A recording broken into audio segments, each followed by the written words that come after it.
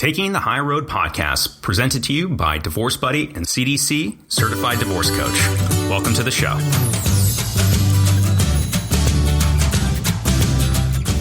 In the Taking the High Road podcast, you'll learn simple strategies for creating a healthy divorce no matter what stage you are at. This podcast also has a companion book available from Amazon.com that includes valuable insights from 11 certified divorce coaches. To learn more, be sure to visit highroadanddivorce.com. Again, that's highroadanddivorce.com. Today we have on the show CDC Certified Divorce Coach Kira Gould, who's going to talk about shifting your divorce story and how to change your life by shifting your story. Kira, welcome to the show. Thank you for having me. Kira, you've done a lot of work helping people define their personal narrative, starting by ditching their old divorce story. But before we get into the most important aspects of what a divorce story is and why it's important to create a positive story, can you share more about your personal background and what inspired you to help others as a divorce coach? Definitely. I think I came to this the way a lot of us come to it, by experiencing divorce myself. I was a child of divorce, and I also experienced a divorce as an adult, one that's full of conflict and one that was not really my choice. At least that's how I viewed it at the time. And through my own divorce, I did a lot of soul searching. You know, it's an opportunity to examine where you've been and where you want to go. And during the process, which was full of, tumultuous times and high emotions, I felt frustrated in that I didn't know who to turn to exactly for help. I was one of the first of my friends to get divorced, and I just felt alone a lot of the time and overwhelmed by the process of divorce and all the legal aspects and the financial aspects and the emotional aspects and all the changes that came into my life. And I also felt frustrated with the help that was available. I felt like I was reinventing the wheel. While all this craziness was going on in my life, I had to search for the right people. And often it was hard to find the right people. You had to interview lawyers and find a good therapist and find a new certified divorce financial analyst or someone to help you with your finances, and everything's kind of crushing on you at the same time. And I felt like I shouldn't have to be reinventing the wheel. I shouldn't have to be fighting with my family law attorney because it was one of the only ones I knew of, and just he wasn't the right fit. And it just made the process so much harder. And once I got out of that, and down the road a bit and was 5 years out from my divorce, I could look back and see clearly that it really didn't have to be that way. And there needs to be a better way to go through divorce in a way that limits the suffering and limits the overwhelm and the tumultuousness of it. And, that's when I found divorce coaching and became kind of I felt this calling to do it and to help other women and children. And I mostly work with women and children, but I work with men too. But I'm especially drawn to the women and children, and I want them to streamline the process and take their power back and feel centered and clear. And that's where I come in. I'm that support, that anchor, that voice that helps them know where to go for whatever they need and to be their champion. So you mentioned divorce story, and I have a lot of emphasis on life stories and story in general. In my past career, I did a tremendous amount of writing, and I recognize and understand the power of words, both spoken and written. And stories hold a lot of sway over us as human beings. We grow up with fairy tales and bedtime stories and novels and magazines and blogs and television shows and movies, and I think we all love a good narrative, and we relate to them. And what we say and read and hear has just incredibly powerful consequences that most of us I don't think even realize. And story in general, stories of life and divorce fascinate me. We all have one, whether we've been married, divorced, etc. We all have a story to tell, and the words we use to ourselves and to the ones we use to others profoundly shape our past, present, and future. So I like to help people shift the story and transform your life, basically. It's very inspirational. You talked about story and everything like that, but how would you define a divorce story, and why would having one actually be problematic? Sure. Like I said before, we all have a story to tell. And, whether you're contemplating divorce, and that means your story might focus more on your shortcomings of your marriage, or you're just starting out in the process of divorce, or you've even made it to the other side, but you're just still trying to make sense of the divorce. That divorce story is what we tell when someone asks us either about our divorce or even just how we're doing, and we bring up our divorce, blah, blah, blah. Or what we put on social media. There's a lot of story that goes into social media, either about our divorce or about our ex. And then I like to think of every divorce is different, right? Every divorce story, therefore, is different. So each one is like a fingerprint. But I do tend to see themes that reoccur. And typically the divorce story is how you've been wronged by your ex in some way, and whether that's cheating or being abused either verbally or physically, or left or abandoned, ignored, not loved. It's something that's been done to you. And when we're asked, we typically rattle it off with feelings and emotions and listing these wrongs that have happened to us and been done to us. And often these things are tragic and they hurt deeply. The divorce story is how he hurt you or how she hurt you, why they left you. And it tends to be full of blame and victimization and shame. Sometimes shame on you, but mostly shame on them. It's a story with a lot of pain and suffering and often very little choice. These things were done to us. These things happened to us. There isn't a lot of taking ownership or responsibility. And my clients, and certainly myself, I myself am guilty of this as well. We have very good reasons for our divorce stories. It's all based on actual events. I personally had incredibly solid. You could not shake me from these divorce stories. I was certain that this was the truth with a capital T. These events, they happened to me as a child and as an adult. And the stories are painful. They're filled with drama and violence and legal battles and broken families and abandonment and betrayal and devastation. And like I said before, really no choice. It seems like there was no choice, or it seems like there was no control over how any of it played out, in our mind and in our stories. And each and every time I would tell my story, I would feel that pain all over again. The brain, it triggers all those synapses fire, and it's like the hurt and the heartache and the intense tragedy is happening to you again. And don't get me wrong, there's some healthy ways of telling divorce stories and there's healthy ways of getting them out. And there are people who enjoy hearing the divorce story. After all, divorce is no longer a taboo hush-hush subject that no one talks about. Today, everyone has been touched by or talks about divorce. And we read about it in magazines. It's so commonplace. And more than 50% of marriages end in divorce. Everyone fancies themselves these days an expert. They have access to everything online and lots of books. And they'll offer you advice. During your divorce, you might attract a lot of these people who like the drama and the sensation, and they're an expert, and they're going to get in the middle of it with you. And in the beginning especially, you might really enjoy that attention and the reactions you get from these people, and you start to kind of need it and crave more of it, the sympathy, the compassion, the empathy. That can be healthy, but it tends to feed the fire of your story. It makes it get bigger. It embellishes it. You get more entrenched in the details, and you might even start making things up because you're looking for that reaction, and you get caught in this spiral of attention and drama. And it momentarily feels good, but at the same time, your poor brain, it relives and re-feels everything that happened to you as if it's happening all over again.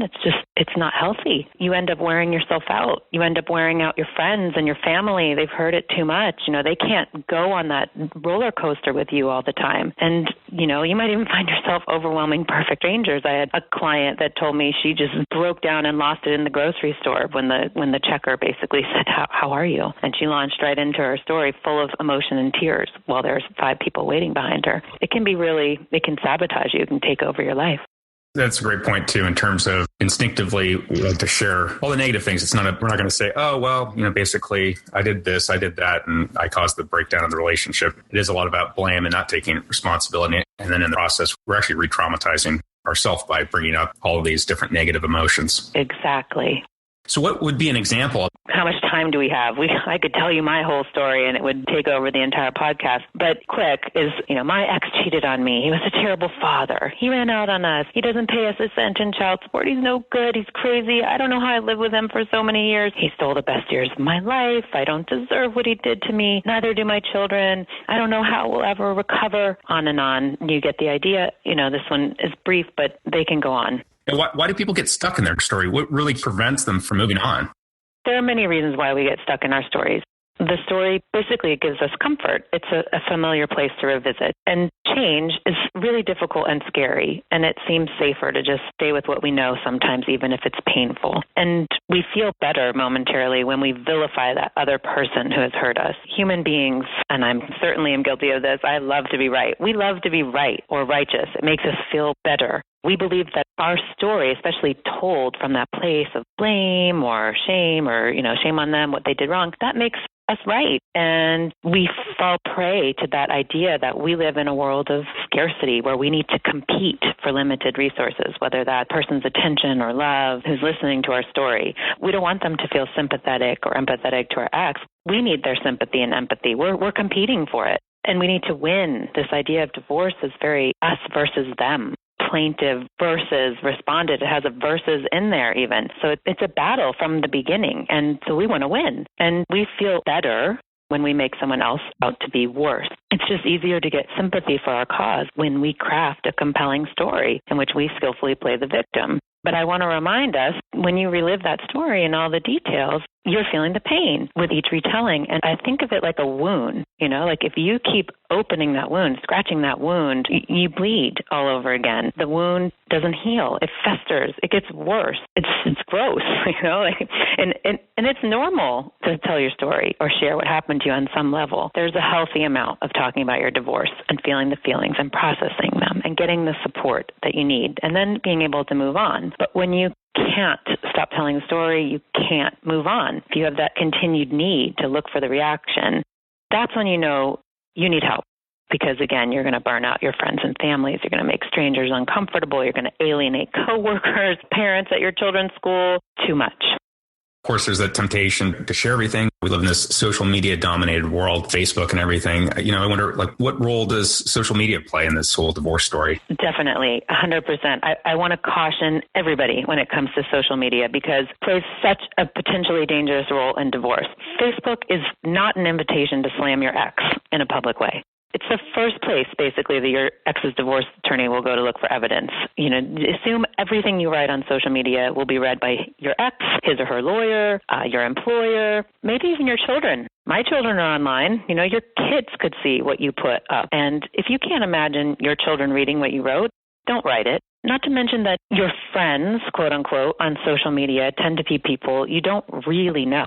2/3 of them are probably mere acquaintances. Nobody online needs to know about your dirty laundry. When you're online during your divorce, stick to short, positive, or neutral updates. You don't need to reiterate all the bad things that have happened to you. And if you're having trouble basically putting a governor on that, get yourself off social media. Don't do anything because bad-mouthing your ex or stalking them, which is also not a good idea, it's just damaging for you. It's really not healthy in any way. So we've really talked about, identifying the problem and what's problematic, basically, in having a negative story. So talk about how to solve it. So what does a healthy divorce story look like, and why is it so important for people to develop one? Well, a healthy divorce story is one that's short and positive and doesn't reignite all your pain.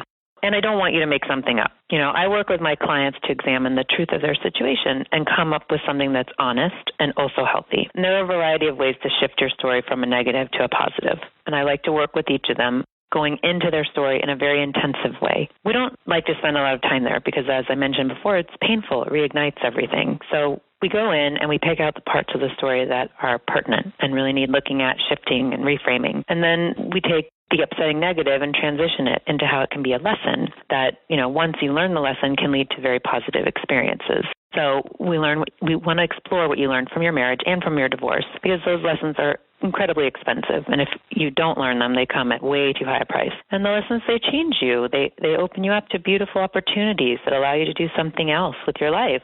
I learned X, Y, and Z in my divorce, and that led me to become a better partner in my next relationship. And I've learned how to be more patient or compassionate and open-hearted and have my eyes open. After we do the exhaustive look, we can shorten the story from a narrative into a 1 or 2 line statement. Some examples are, my ex and I came by our shortcomings honestly. We did the best we could given the circumstances. Or we wanted different things out of life. Or, when one door closes, another one opens. Or we wanted to move on and find partners who are better fits for us. And ideally, it would be wonderful if you and your ex were on the same page, that you both basically say the same thing. A lot of those examples I gave started with we or included we in it. Obviously, this is not always achievable. You can't control your ex or what he says or she says. But for better or for worse, your lives are going to remain somewhat entwined. And for the sake of your children and people you know together, delivering a united message can be a huge relief to everybody. It can be something that's neutral and definitely encompasses the truth. I don't want my clients to fabricate anything. there's just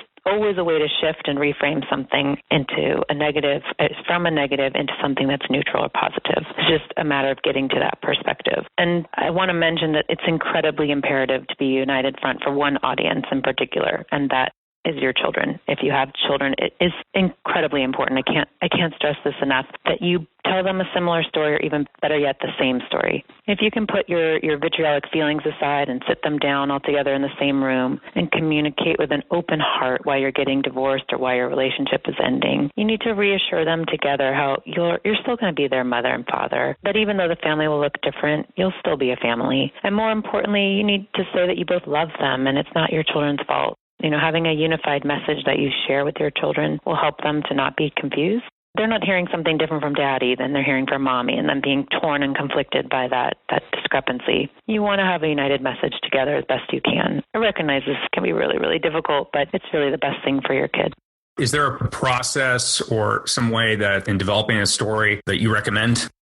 Yeah, I think the first thing to do is write down your divorce story as you see it right now. Without any editing, without any filters, just sit down and write it all in one go as best you can, as if no one will ever read it. And, no one has to. When you're done with the process of writing the story down, you can look at it. And after you're done looking at it, you can burn it, which is incredibly healing and cathartic, after the end of looking at it, just to burn it and let it go. Another option is to spend some time thinking about what you tell people when they ask you about your divorce or what happened to you. What do you say? What certain themes get replayed? Where are you in control in your story, and where are you playing the victim? It's that whole us and them thing. Where are you doing that in your story? And can you humanize your ex when you're going through the story? Do you recognize him as a person? Is it helpful to think of them as a person like you who has needs and wants? Are you portraying that in your story? You want to look through the details of your story and pick this out. Are you placing blame?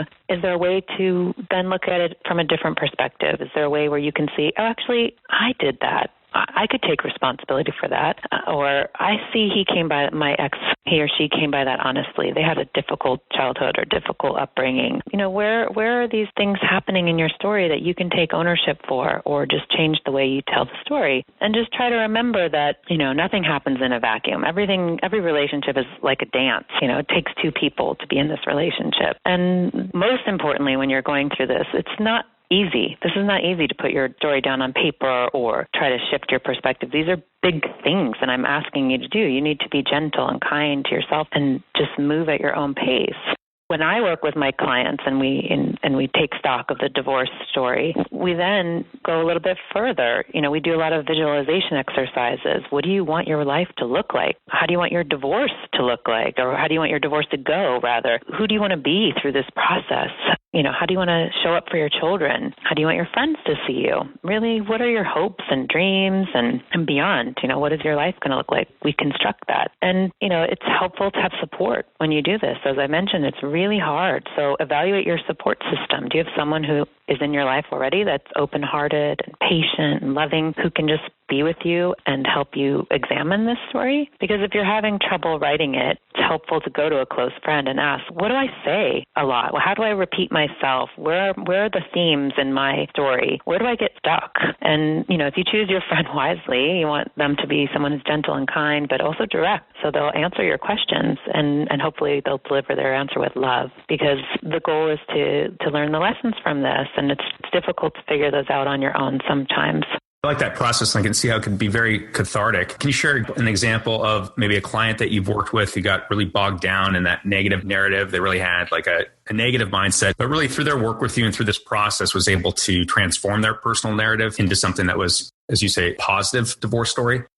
Definitely. Honestly, most of my clients come stuck in their stories. It's incredibly normal, really human. One of my earliest clients was the inspiration for a lot of this work, in addition to my fascination with stories, because she was really, really stuck in her story, and it took us a while to move her through it. And she was just a lovely, beautiful woman inside and out, and she had come by her story really honestly. She met and married a man when she was young, and he was much older. And he had been married twice before, and he had cheated twice before. And not surprisingly, he ended up cheating on her and leaving her. And there were many, many red flags along the way, and she didn't pay attention to them. She signed a prenuptial agreement that she didn't read, and she found herself at the end of this separation and divorce, or during the divorce, without any, no alimony, no assets to speak of. She was depressed, she was distraught, and she'd exhausted most of her family and friends.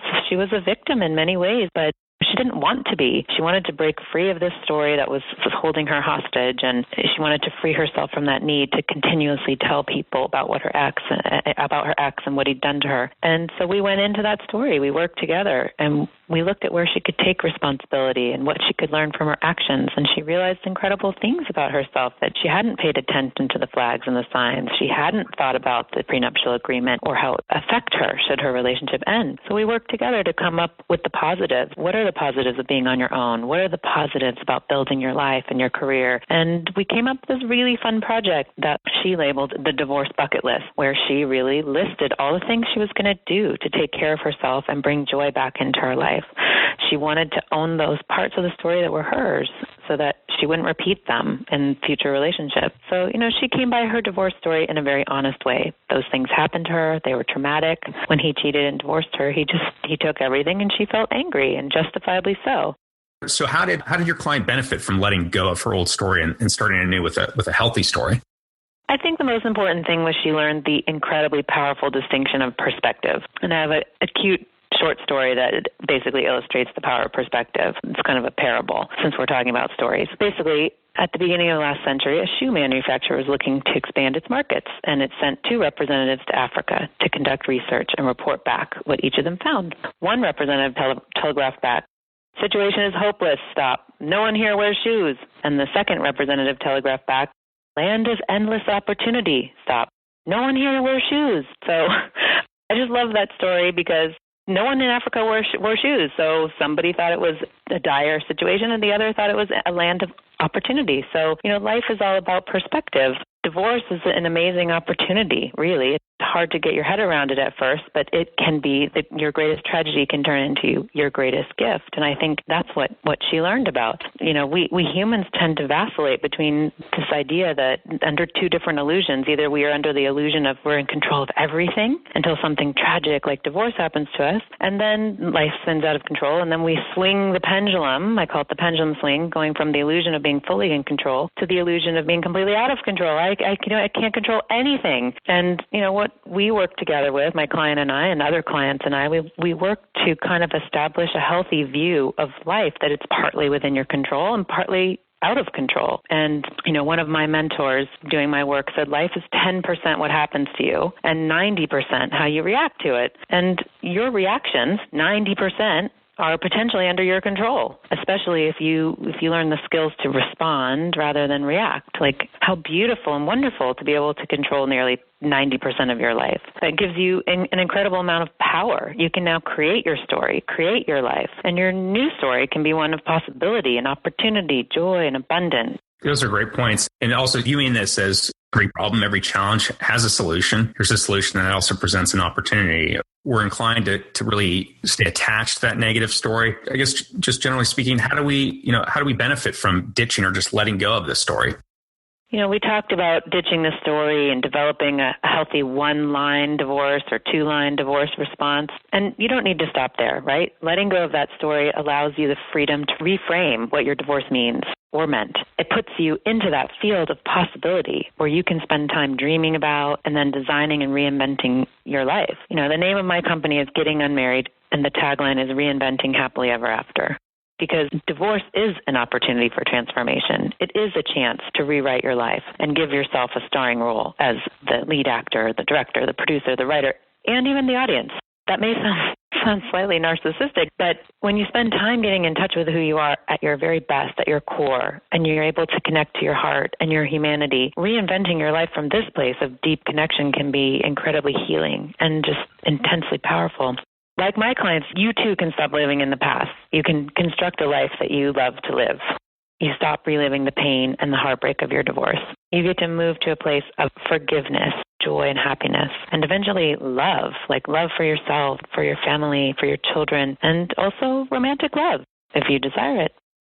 Kira, what do you see are some of the key benefits to working with a divorce coach as you shift your divorce story? So there's so many benefits with working with a divorce coach, and I think the divorce coach can be an incredible advocate for you, a sounding board, someone who can help you shift your perspective and celebrate and recognize the steps you've made along the way, and acknowledge all the progress and the things you've done that are worth celebrating, because this is hard work, especially shifting a story that you've been wedded to, and you want to make that transition and that shift, and you need someone to help you. Being supported in that positive and considered way just exponentially speeds up your healing process. It helps perspective, helps you minimize things and keep things from getting to be completely overwhelming. There's so many details and changes that come with divorce. It's everything. It's your house, it's your finances, it's the shape of your family, your friends, your career. It's the one thing in adult life that touches almost every aspect of the life you've created. It just shakes it up. And you don't want to do that alone or with the wrong support person. You need someone who can support you fully in all aspects, whether that's legal, emotional, or financial. You want someone who can guide you and walk with you the whole length of that journey. Coaching is very different from family law. We look at the divorce in a holistic way, and we help you become the driver in your divorce. You should be the one driving your divorce. With the legal aspect, the healing aspect, the emotional, financial. You should be the one deciding on how it's handled and whether it's mediated or litigated or if you should do it yourself. You should be the one holding those reins. And as the coach, we help you create the type of divorce you would like to have. We help keep you in charge, not the attorney, not the therapist, not the financial planner. The attorney's job is to get you divorced and have it finalized. They're not there to help you feel better or move on. That's dissolving the marriage, and that's it. So the divorce coach is an expert. They help you drive the process. They help you minimize the overwhelm and confusion. And it's that person who's going to support you in everything that you're going to face in your divorce. Well, thanks so much, Kira. I really appreciate you sharing your knowledge and all those amazing insights. How can a listener, how can they learn more about you and your practice and any potential resources, or if they want to hire you? Yeah, thank you, first of all, Jeremy, for having me. It's such a pleasure. And like everybody, I'm online. I'm on Facebook and LinkedIn and Meetup, and I have my own website that I would love to share. It has a lot of valuable insights about the getting unmarried concept and how to take the high road in your divorce and in your story and in your life. I have free PDFs that offer tips and exercises for writing and analyzing your divorce story. And of course, I would encourage anybody to call me if you feel you're getting stuck on the analyzing part, because that can be really difficult. And I would just love to talk to anybody about that. I just love helping people make the transformational shift to a life filled with joy and abundance and possibility. Perfect. Thanks, Kira. And again, really quick, your website and phone number. www.getting-unmarried.com, and the telephone number is 310-963-9563. Awesome. Thanks so much, Kira. Thank you, Jeremy. Thank you for joining us today on the Taking the High Road podcast. Be sure to stay tuned for the next episode. And if you're interested in learning more about the companion book available from Amazon, visit highroadindivorce.com. Again, that's highroadindivorce.com. Thanks again.